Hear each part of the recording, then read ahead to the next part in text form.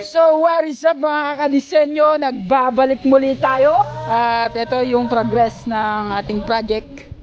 Ito, nagpipintura na yung ating kasama. Ano boy, okay ba yung ginagawa mo dyan? Okay, sige. Okay daw. Ito, tapos na yung mga steps.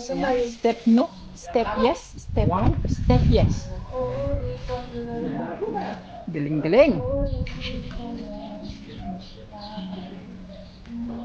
Ayun yung ating swimming pool. Fountain, para sa ating fountain.